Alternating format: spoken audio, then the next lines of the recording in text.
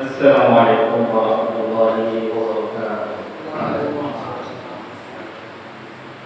Innal hamdalillah nahmaduhu wa nasta'inuhu wa nastaghfiruh wa na'udzu billahi min shururi anfusina wa min sayyiati a'malina.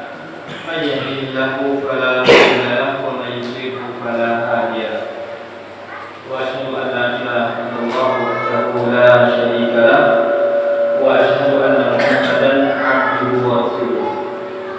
Qala Allah ta'ala fil Qur'anil Karim, ya ayyuhan nas ittaqu rabbakum alladzi khalaqakum min nafsin wahidah wa khalaqa minha zawjaha wa bassa minhuma rijalan katsiran wa nisaa'a wattaqullaha alladzi tasaaluna bihi wal arham innallaha kana 'alaykum raqiba. Wa qala Allah ta'ala, ya ayyuhalladzina amanu ittaqullaha haqqa tuqatih wa la tamutunna illa wa antum muslimun. Wa qala Allah ta'ala, ya ayyuhalladzina amanu ittaqullaha wa qulu qawlan sadida yuslih lakum a'malakum wa yaghfir lakum dhunubakum wa may yuti'illaha wa rasulahu faqad faza fawzan 'azima. Amma ba'du, fa inna asdaqal hadits kitabullah wa khairal hadi hadi nabiyyina Muhammadin sallallahu alaihi wasallam wa syarrul umuri muhdatsatuha wa kullu muhdatsatin bid'ah wa kullu bid'atin dhalalah wa kullu dhalalatin finnar wa na'udzu billahi minan nar. Tsumma amma ba'du. Ma'asyiral muslimin jamaah kajian yang dimuliakan Allah Subhanahu wa taala, alhamdulillah kita mengucapkan puji syukur kita kepada Allah Subhanahu wa taala, yang mana Allah Subhanahu wa taala masih berkenan melimpahkan karunia dan rahmat-Nya kepada kita, nikmat yang sangat besar, terutama nikmat iman dan Islam, sehingga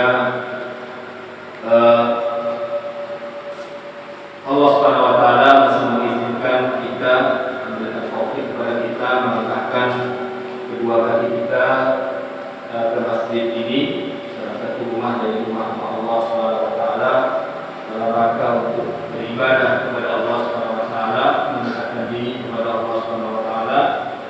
Mudah-mudahan apa yang kita lakukan ini benar-benar menjadi amal saleh di sisi Allah Subhanahu wa taala dan menjadi amalan yang bisa memberatkan timbangan kebaikan kita nantinya di hari kiamat ketika kita bertemu dengan Allah Subhanahu wa taala.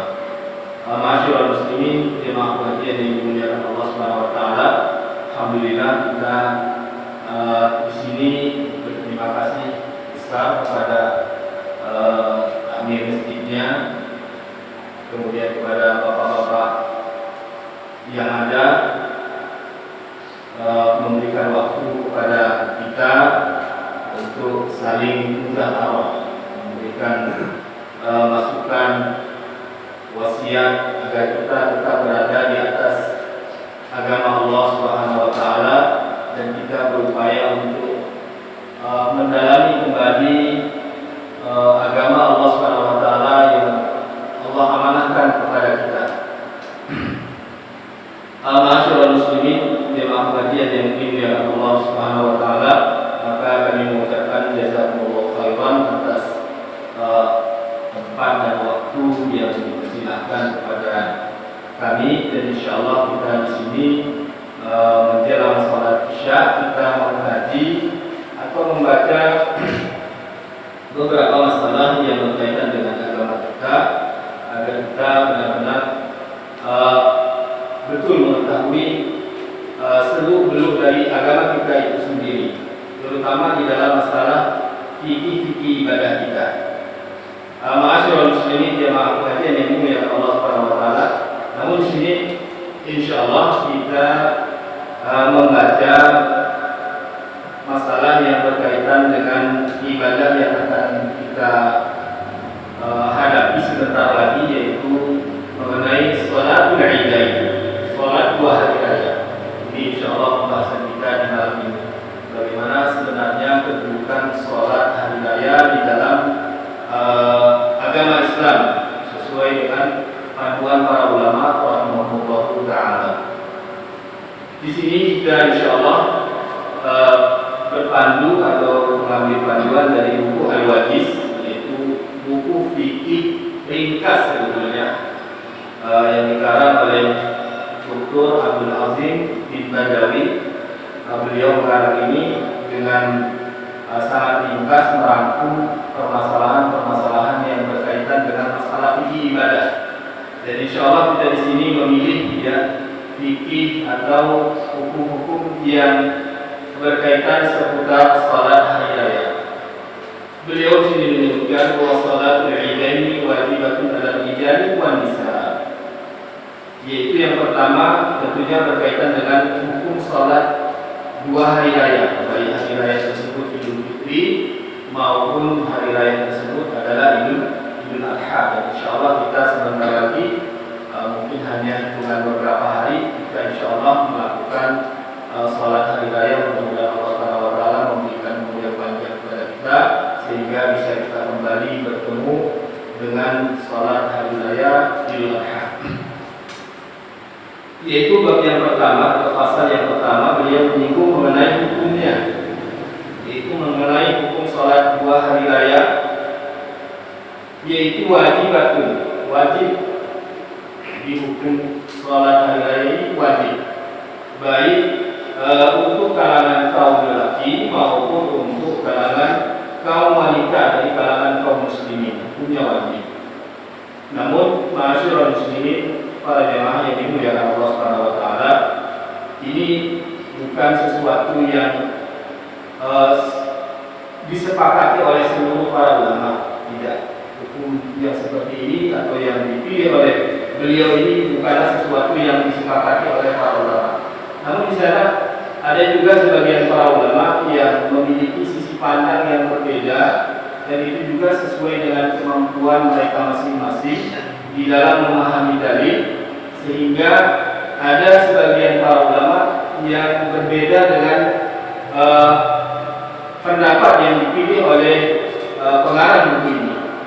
Setidaknya sebagaimana yang disebutkan oleh ulama besar dari negara Arab Saudi yang bernama Shalih Al-Utsaimin rahimahullah taala, beliau menyebutkan bahwa hukum melakukan sholat hari raya, baik hari raya tersebut Idul Fitri maupun Idul Adha, ini setidaknya para ulama memiliki tiga pendapat. Pendapat yang pertama, para ulama menyebutkan bahwa sholat hari raya ini hukumnya sunnah, tidak sampai kepada wajib. Kalau artinya sunnah, ini adalah sesuatu yang kita lakukan, kita diberi pahala. Namun seandainya kita meninggalkannya, kita tidak mendapatkan dosa. Ini yang pertama. Namun sunnah di sini adalah masuk dalam kategori sunnah muakkadah, bukan sunnah biasa. Walaupun sunnah, tapi masuk dalam kategori sunnah muakkadah, sunnah yang sangat ditekankan. Artinya sangat ditekankan sekali bagi seorang muslim untuk ikut serta di dalam ibadah sholat Idul Fitri maupun Idul Adha. Kemudian yang kedua, ada juga para ulama yang menyebutkan bahwa hukum sholat Idul Fitri dan Idul Adha ini hukumnya fardu kifayah. Fardu kifayah sebagaimana yang kita ketahui, bila ada jumlah yang telah mencukupi melakukan ibadah tersebut, maka sudah mengumpulkan kewajiban kepada kaum muslimin yang lain. Ini namanya fardu kifayah. Setelah adanya jumlah yang mencukupi di dalam pelaksanaan sholat Idul Fitri maupun Idul Adha, maka telah mengumpulkan kewajiban kepada kaum muslimin yang lain, dan hukumnya bagi kaum muslimin yang lain tetap menjadi sunnah muakkadah. Jadi ini kaidah dalam fardu kifayah. Kalau fardu kifayah sudah ada yang melakukan, kewajibannya gugur dari kaum muslimin yang lain. Namun kaum muslimin yang lain juga masih mendapatkan hukum, yaitu sunnah muakkadah, sunnah yang ditekankan, tetap ditekankan untuk melakukannya. Kemudian yang ketiga, sesuai dengan tuturan Saleh Al-Utsaimin rahimahullah taala, beliau menyebutkan pendapat yang ketiga, ada para ulama yang berpendapat bahwa salat ini adalah fardu ain, wajib bagi setiap individu, baik dia dari kalangan lelaki maupun dari kalangan wanita. Inilah yang dipilih oleh pengarang buku Syekh Abdul Azim Badawi hafizahullah taala, yaitu beliau cenderung kepada pendapat yang mengatakan bahwa salat Idul Fitri dan Idul Adha ini hukumnya adalah fardu ain, yaitu wajib. Alasan beliau yang pertama adalah muwadzafatun Nabi sallallahu alaihi wasallam. Ini alasan beliau yang pertama mengapa beliau memilih pendapat ini. Jadi kita seorang muslim harus mengetahui, ya, setidaknya kita mengetahui bagaimana pendapat para ulama dalam masalah hukum-hukum yang berkaitan dalam masalah fikih ibadah, dan kita harus mengetahui alasan-alasan mereka, kenapa mereka memilih suatu pendapat tertentu. Di sini beliau menyebutkan bahwa beliau cenderung kepada pendapat ini, yaitu sholat Idul Adha dan Idul Fitri adalah wajib. Alasannya yang pertama karena Rasulullah SAW kontinu terus-menerus melakukannya. Artinya dalam sejarah tidak pernah dicatat bahwa Rasulullah SAW pernah meninggalkan sholat Idul Fitri maupun Idul Adha. Ini alasan pertama. Kemudian alasan yang kedua, amri bil khuruji laha, yaitu Rasulullah selalu memerintahkan agar kaum muslimin keluar menuju sholat hari raya. Ini tetap diperintahkan oleh Rasulullah. Kalau kita kembali kepada dasar-dasar fikih umum, kita akan mendapatkan kaidah dari kalangan para ulama, al-amru yaqtadi wujub, yang artinya segala perintah itu konsekuensinya adalah wajib. Ya. Jadi ini alasan beliau yang kedua. Disebabkan di sana ada hadis yang bersumber dari sahabat Ummu Atiyah, yaitu sahabat wanita bernama Ummu Atiyah. Beliau berkata, "Umirna an nukhrijal awatiqa wa zawatil qurur." Di saat hari raya, kami diperintahkan untuk mengeluarkan gadis-gadis pingitan dan gadis-gadis simpanan. Ini tuturan atau ucapan dari Ummu Atiyah ketika para sahabat dahulu mendapatkan waktu hari raya, mereka diperintahkan oleh Rasulullah SAW mengeluarkan gadis-gadis pingitan mereka, gadis pingitan, gadis simpanan. Dan ini kebiasaan generasi awal dahulu, yang mana generasi awal dahulu, masya Allah, sangat peduli dengan kehormatan dan kesucian anak-anak mereka, terutama yang gadis, sehingga mereka tinggi, mereka simpan. Namun ini tinggal sekarang hanya sekedar istilah kalau di zaman kita sekarang. Mungkin sudah sangat langka ya di kalangan kita yang memingit anaknya wanita dipingit, dibuatkan lotek sampai nanti ada yang melamarnya, baru boleh dinazor, dilihat oleh orang yang berkeinginan untuk menikah dengan wanita tersebut. Masya Allah, ini seharusnya sejarah yang harus kita kembalikan lagi. Karena ini dahulu terjadi di zaman Rasulullah. Bahkan ini adalah budaya sunnah, budaya Islam yang mungkin sekarang sudah luntur dari tengah-tengah kaum muslimin. Kita harus kembali lagi. Di samping kita mengetahui hukum sholat hari raya, namun kita bisa mendapatkan faedah bagaimana para sahabat dahulu mereka betul-betul menjaga kesucian anak wanita mereka.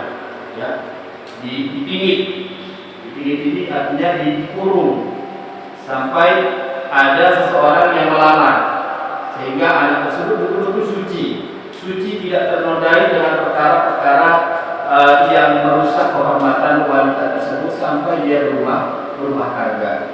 Namun di sini yang penting bagi kita adalah faedah bahwa hadis ini menunjukkan begitu tekanannya Rasulullah SAW, begitu besarnya tekanan Rasulullah, perintah Rasulullah agar kaum muslimin betul-betul menghadiri sholat hari raya, sehingga diperintahkan semua untuk hadir ke lapangan sholat hari raya. Bahkan wanita-wanita yang ingin disimpan biasanya tidak akan keluar, ini dikeluarkan, semua dikeluarkan untuk menyaksikan barokah dan kebaikan sholat hari raya.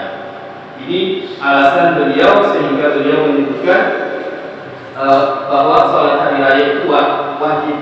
Perintahnya Masya Allah sangat luas, sangat umum, sampai semua kalangan, bahkan wanita ini kan disuruh keluar. Dalam hadis yang lain disebutkan al-huyyadh, kami diperintahkan untuk mengeluarkan wanita-wanita yang haid. Dan yang haid saja disuruh berangkat menuju lapangan sholat hari raya Idul Fitri maupun Idul Adha.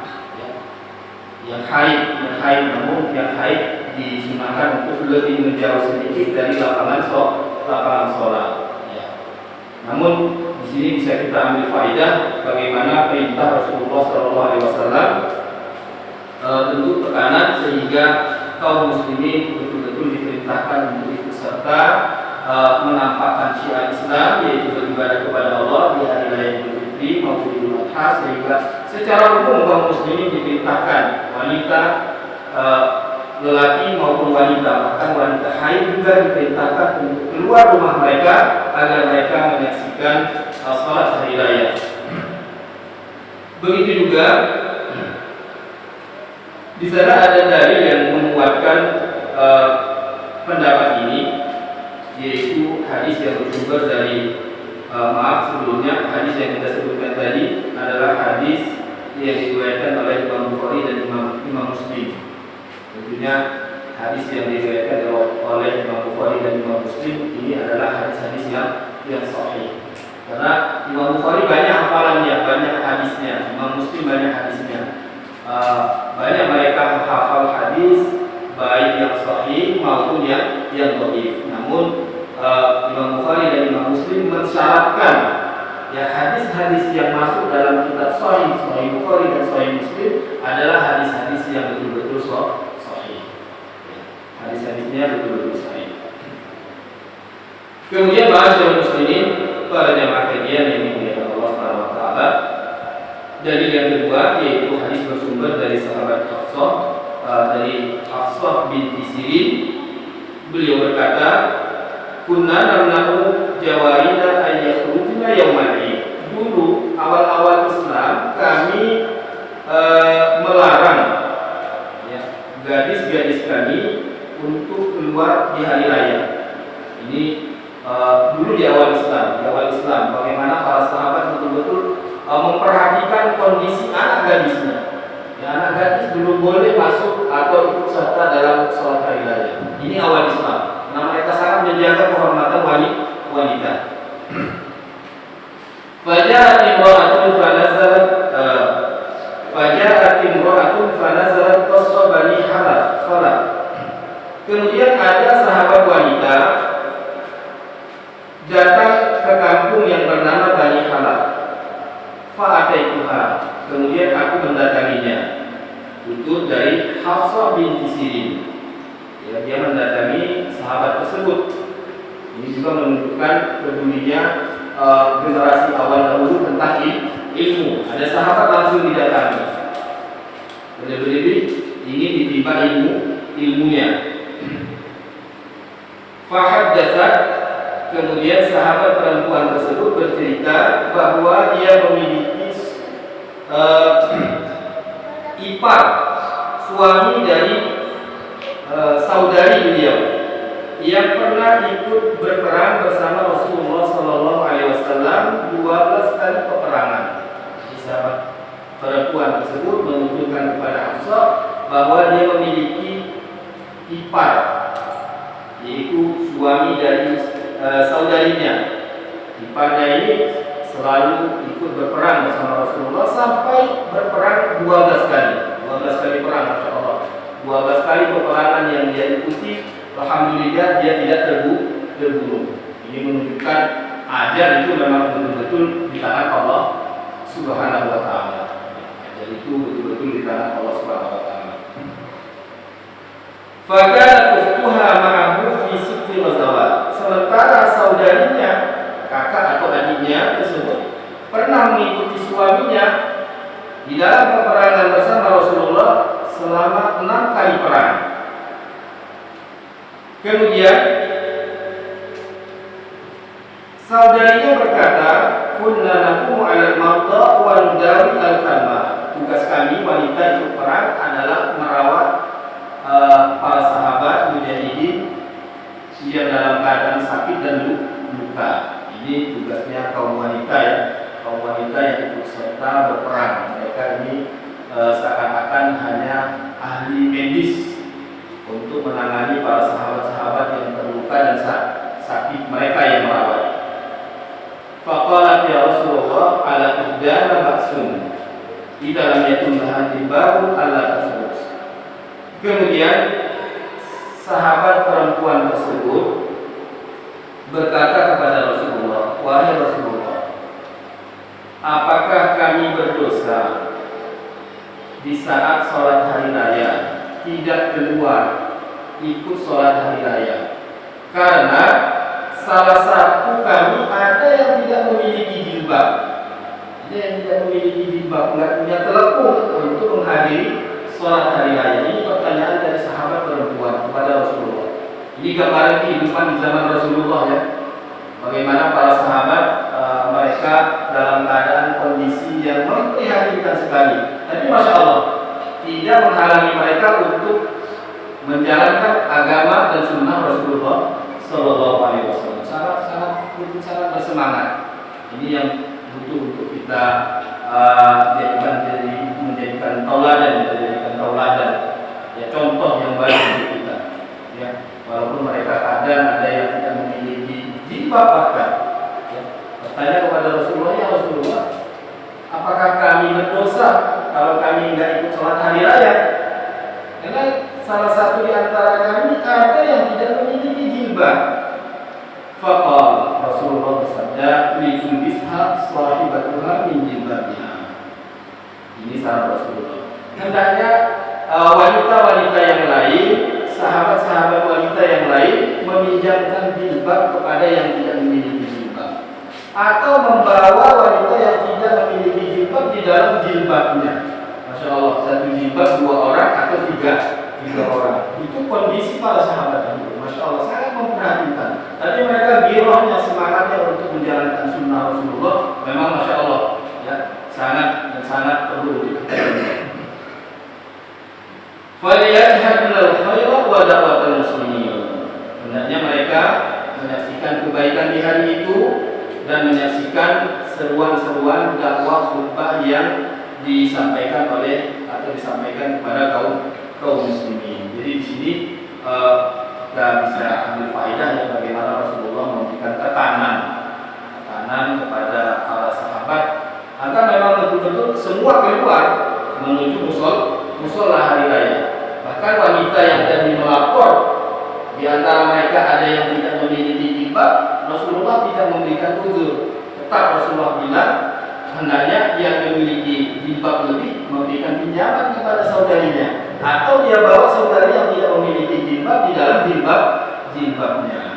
Sehingga inilah di antara alasan-alasan para ulama rahimahullah taala yang cenderung kepada pendapat bahwa melakukan sholat hari raya itu adalah hukumnya wajib, karena tekanannya masya Allah ya, sangat ditekankan oleh Rasulullah Sallallahu Alaihi Wasallam. Walaupun di sana sebagaimana yang kita sebutkan ada juga beberapa pendapat ya yang menyebutkan bahwa sholat hari raya hukumnya sunnah, tapi sunnah muakkadah. Masyaallah muslimin dalam pengajian yang dimulai Allah Subhanahu wa taala ini mengenai pasal yang pertama yang berkaitan dengan fikih sholat hari raya, hukumnya. Kita mendapatkan faedah bahwa hukumnya adalah wajib. Namun ini bukan satu-satunya pendapat dari kalangan ulama Ahlus Sunnah sebagaimana yang kita sebutkan. Namun selayaknya bagi kita seorang muslim, baik hukumnya wajib maupun sunnah muakkadah, hendaknya kita tetap jangan terluputkan untuk melakukan suatu ibadah yang sangat bernilai di sisi Allah Subhanahu wa Ta'ala. Ini kaidah kita. Kita tidak lihat apakah dia sunnah ataukah dia wajib. Yang penting selama kita masih mampu, hendaknya kita ikut serta melakukan ibadah tersebut. Kemudian yang kedua yaitu waktuha, kapan kita melakukan salat hari raya Idul Fitri dan Idul Adha. Ya, salat hari raya Idul Fitri dan Idul Adha. Di dalam beberapa hadis disebutkan bahwa salat hari raya Idul Fitri ini lebih diperlambat, karena demi menunggu kaum muslimin yang ingin menyalurkan zakat mereka. Karena zakat fitrah setelah kita bulan Ramadan, ini yang paling afdol penyaluran zakatnya adalah di saat kaum muslimin berangkat menuju lapangan sholat. Itu yang paling afdol. Namun dibolehkan sehari atau dua hari sebelum hari H, yaitu hari sholat Idul Fitri. Namun disunahkan juga ya bagi kita yang ditunjuk sebagai panitia atau sebagai imam untuk memperhatikan ini. Bila kita dalam keadaan sholat Idul Fitri, hendaknya diperlambat sedikit, karena mungkin bisa jadi ada kaum muslimin yang belum menyalurkan zakatnya. Namun dalam sholat Idul Adha ini juga diperintahkan sebaliknya untuk lebih dipercepat, karena yang sunnah bagi seorang yang berkurban tidak akan sarapan kecuali dia sarapan dengan sembelihannya. Ini yang sunnah. Yang sunnah kalau kita berkurban pergi ke musola, ke lapangan sholat, jangan sarapan dulu sampai kita menyembelih dan kita bisa cicipi sembelihan kita. Tapi ini hukumnya sunnah. Namun beliau di sini, yaitu Syekh Abdul Azim, pengarang buku ini membawakan dalil di sini yang menggambarkan kepada kita bagaimana tentang waktu penyelenggaraan sholat Idul Fitri maupun Idul Adha. Yaitu dalam hadis yang bersumber dari Yazid bin Umair Al-Rahabi, beliau berkata, Abdullah bin Yusuf, yaitu selaku sahabat Rasulullah SAW, pernah keluar bersama Rasulullah SAW pada hari raya Idul Fitri atau Idul Adha. Yang jelas beliau ragu apakah itu kejadiannya di hari raya Idul Fitri ataukah kejadiannya di hari raya Idul Adha. Fa'ankara ilqa'al imam, sehingga Abdullah bin Yusuf sangat mengingkari keterlambatan para imam yang menunda-nunda waktu sholat Idul Fitri atau Idul Adha. Faqala, beliau berkata, inna kunna qad faradna sa'atana hadhihi wa dhalika min at-tasbih. Sahabat Abdullah bin Yusuf berkata, sesungguhnya kami dahulu di masa Rasulullah sudah selesai melakukan sholat hari raya di saat jam seperti ini, yaitu di saat tasbih, matahari sudah mulai menyengat. Ini juga perlu untuk diperhatikan bagi panitia atau kita yang ditunjuk sebagai imam. Hendaknya mempercepat, ukurannya adalah setidaknya matahari sudah meninggi dari dataran bumi sekitar satu gagang tombak. Sekitar jam 7 sudah bisa kita mulai sholat Idul Adha, atau kita tunda jam setengah 8 sudah bisa kita memulai sholat Idul Fitri. Karena di masa Rasulullah kalau sudah matahari menyengat, itu kebiasaannya Rasulullah sudah selesai khutbah dan sholat Idul Fitri dan Idul Adha. Ya, setidaknya kita dalam jam 10 ini sudah selesai. Nah, ini yang sunnah, tidak memperlambat sholatnya dan tidak pula memperlambat khutbahnya, karena memperhatikan keadaan kaum muslimin. Dan Rasulullah biasanya di saat matahari sudah mulai menyengat, Rasulullah sudah selesai dalam penyelenggaraan sholat Idul Fitri maupun sholat Idul Adha. Ini mengenai waktu sholat Idul Fitri dan Idul Adha. Artinya setelah matahari terbit, namun tidak boleh terlalu ditunda sehingga matahari menyengat.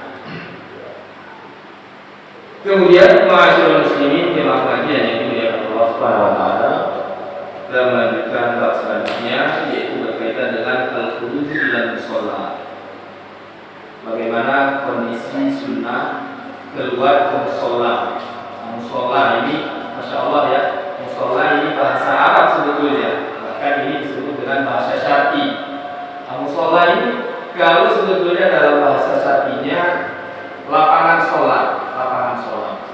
Kalau kita sekarang musholla masjid yang tidak dibuat untuk atau dipakai untuk sholat Jumat, ini namanya musholla. Tapi ini bahasa kita yang berada di Indonesia. Kalau dalam syar'i musholla ini adalah lapangan sholat, ya, lapangan sholat.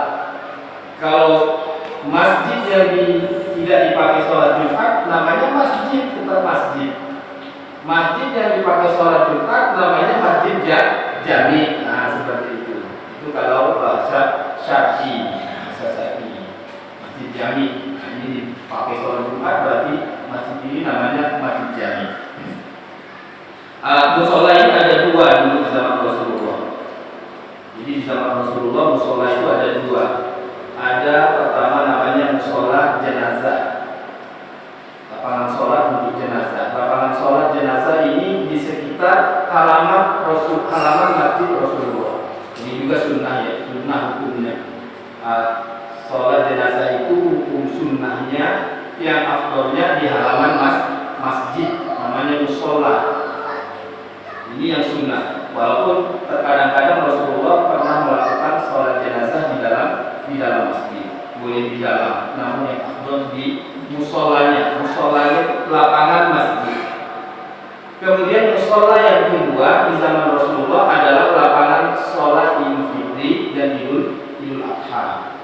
Rasulullah memilih tempat jauh dari masjid Rasulullah, ya, tidak dekat dengan masjid Rasulullah, tapi Rasulullah memilih lapangan agak jauh dengan masjid Rasulullah dan ini disebut dengan musholla. Jadi musholla itu lapangan sholat. Nah ini agar kita betul-betul tahu kembali istilah-istilah agama kita. Yang namanya musholla itu lapangan sholat. Imma dia lapangan sholat untuk jenazah atau imma dia lapangan sholat untuk sholat hari raya. Di zaman Rasulullah lapangan sholat jenazah di halaman masjid, lapangan sholat hari raya ada lapangan khusus. Dan keduanya namanya adalah musholla.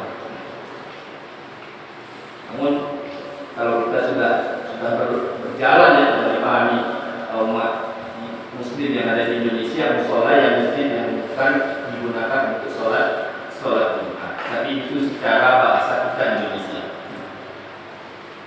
Beliau menyebutkan wa minal ahadits sabiqah, dari hadis-hadis yang kita lihat, yang kita baca sebelumnya dan banyak lagi hadis-hadis yang lainnya, kita bisa mengetahui bahwa tempat sholat yang dilakukan Rasulullah adalah al-khala, lapangan. Jadi untuk sholat hari raya itu sunnahnya adalah di lapangan. Walaisal masjid, bukan masjid.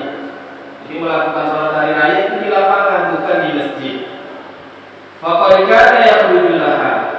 Bahkan Rasulullah keluar dari rumahnya menuju lapangan. Wa 'amila bidzalika man ba'da. Dan sahabat-sahabat yang meneruskan sunnah Rasulullah tetap mereka melakukan sholat hari raya di lapangan, bukan di masjid.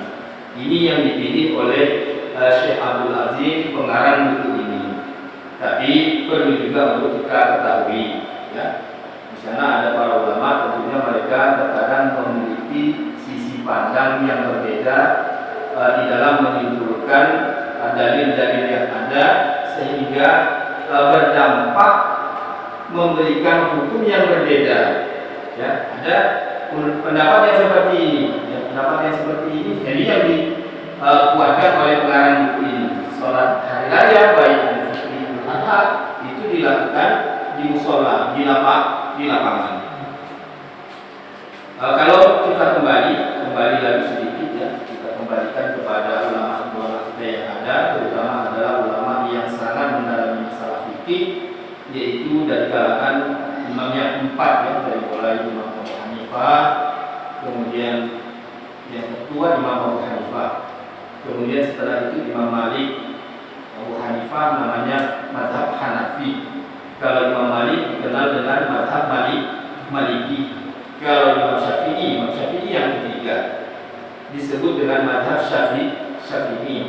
Kalau Imam Ahmad disebut dengan mazhab Hambali. Iya, kalau kita kembalikan kepada ulama-ulama mazhab ini di dalam masalah penentuan di mana diselenggarakan sholat Idul Fitri dan Idul Adha, kita bisa lihat ada 3 imam yang cenderung berpendapat dan bermadhab bahwa sholat Idul Fitri dan Idul Adha itu dilakukan di lapangan, yaitu Imam Abu Hanifah, Imam Malik, dan Imam Ahmad bin Hanbal. Ya, tiga ulama madhab yang berpendapat sholat Idul Adha, Idul Fitri dilakukan di lapangan. Alasannya apa? Alasannya sama seperti yang disebutkan oleh beliau di sini. Ya, kalau dilihat dari sejarah Rasulullah memang sholat Idul Adha dan Idul Fitri belum pernah di masjid kecuali ada uzur, yaitu adanya uzan. Karena ada uzan di hujan ya, di masa Rasulullah sholat Idul Fitri atau Idul Adha di masjid Rasulullah. Tapi kalau tidak ada uzur, Rasulullah tetap sholat di lapangan. Namun di sana ada ulama kita, yaitu terutama ulama mazhab, yaitu Imam Syafi'i rahimahullah taala, dan ini adalah ulama yang kaum muslimin yang berada di Indonesia lebih cenderung kepada mazhabnya. Ya, Imam Syafi'i berbeda dengan imam yang 3 tersebut, Imam Abu Hanifah, Imam Malik, dan Imam Ahmad bin Hanbal di dalam penentuan di mana sunnahnya melakukan sholat hari raya Idul Fitri dan Idul Adha. Ternyata Imam Syafi'i rahimahullah taala berpendapat yang afdol melakukan sholat hari raya itu adalah di masjid yang afdol. Nah, ini yang dilakukan umat Islam yang ada di Indonesia. Dan ini tidak sesuatu yang salah ya. Ini masih merujuk kepada ulama-ulama Ahlus Sunnah wal Jamaah. Tentunya hal ini juga bukan sesuatu pendapat begitu saja. Ya, Imam Syafi'i rahimahullah taala juga memiliki dalil-dalil, ya, alasan-alasan kenapa beliau mengatakan sholat Idul Fitri, Idul Adha afdolnya di masjid. Namun beliau memberikan catatan bila mana masjid tersebut bisa menampung kaum muslimin yang ada di sekitar masjid. Kalau tidak menampung, sunnahnya di lapangan. Kalau masjidnya besar, bisa menampung kaum muslimin yang ada di sekitar masjid. Menurut Imam Syafi'i, sunnahnya melakukan sholat hari raya adalah di dalam masjid.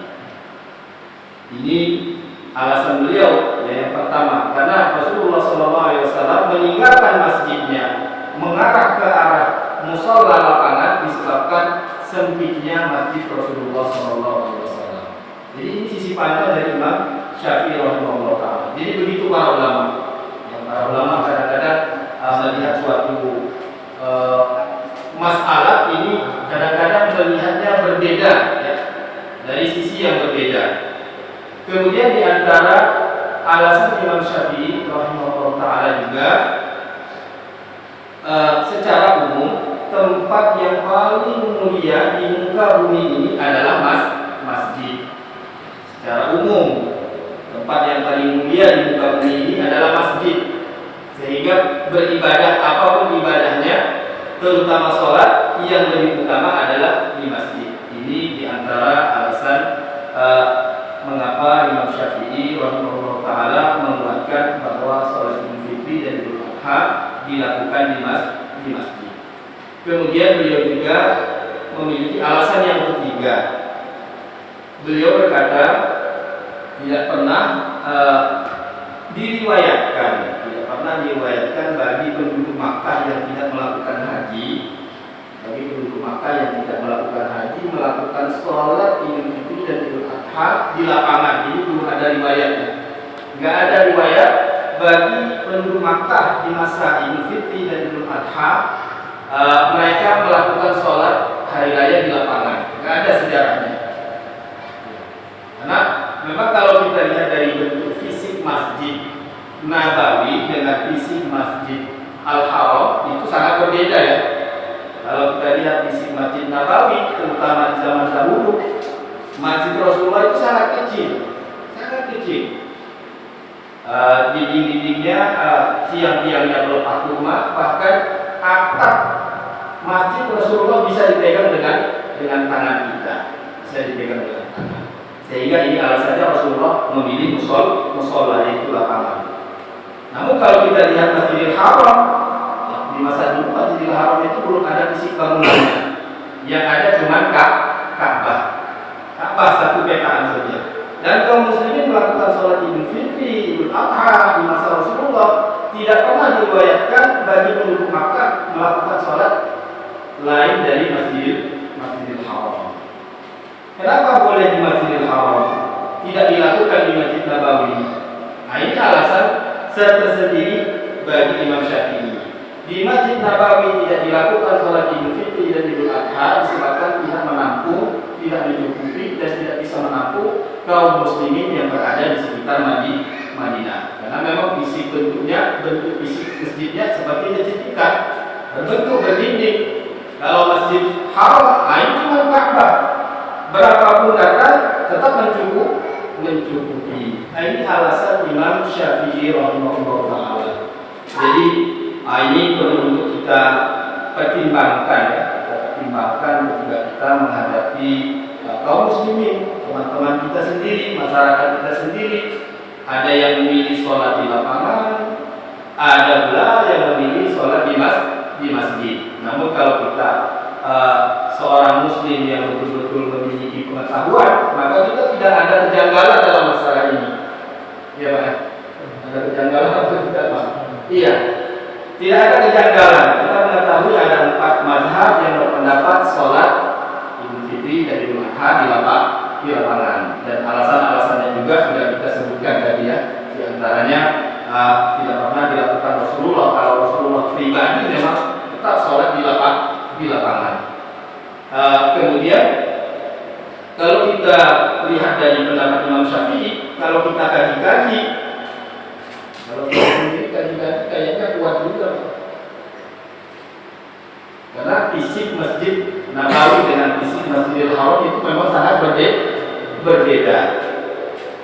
Namun di sini bagi kita seorang muslim hendaknya berlapang dada, terutama dalam masalah fikih yang seperti ini.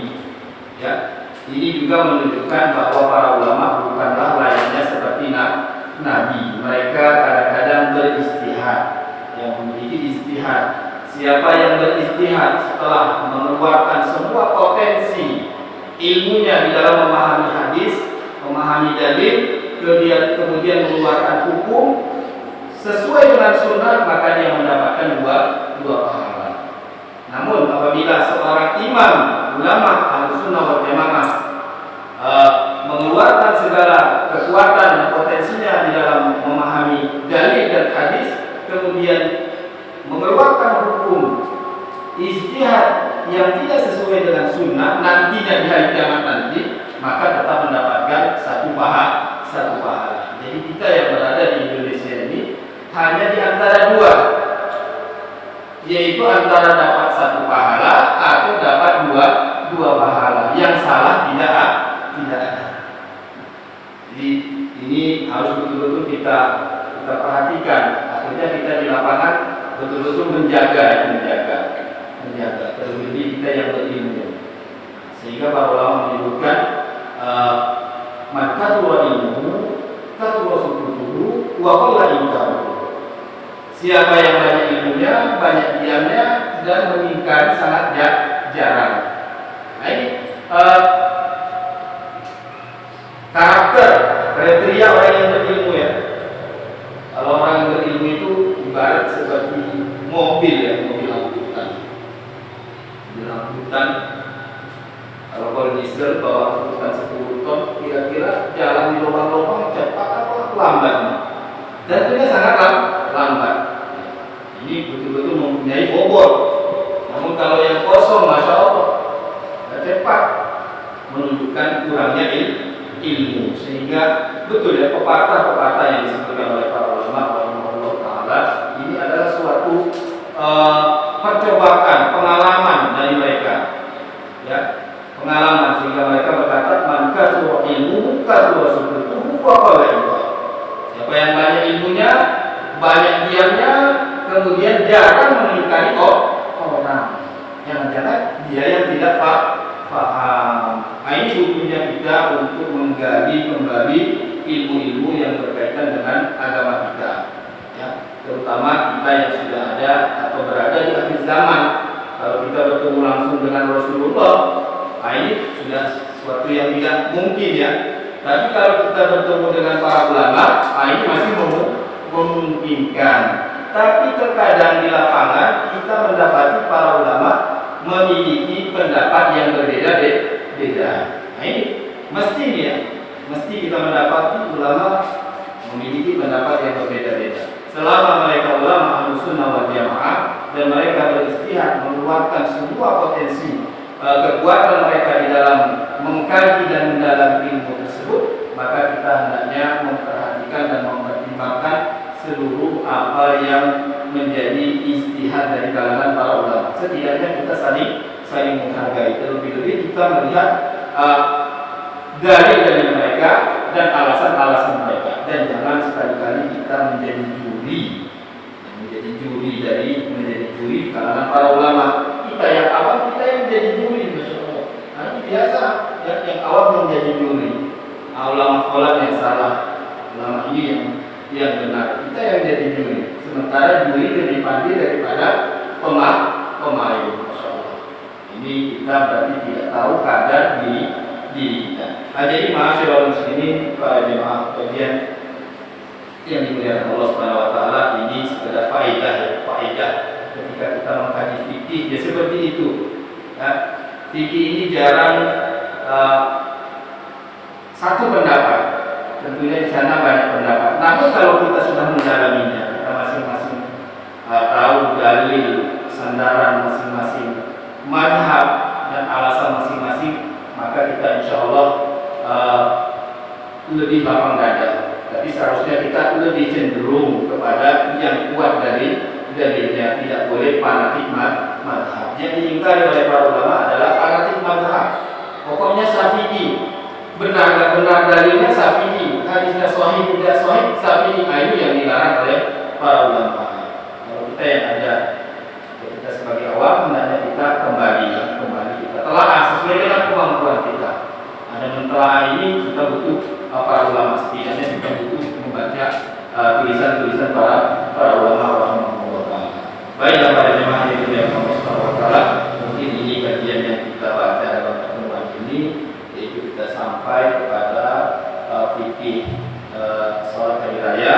Yaitu pertama kita singgung hukumnya, kemudian yang kedua kita juga singgung secara umum mengenai waktunya, kemudian kita juga singgung mengenai di mana kita melakukan sholat hari raya. Wallahu a'lam bishawab. Bila ada yang benar, itu datangnya dari Allah Subhanahu wa taala semata. Bila ada salahnya, itu datangnya dari kami pribadi dan dari syaitan, dan disebabkan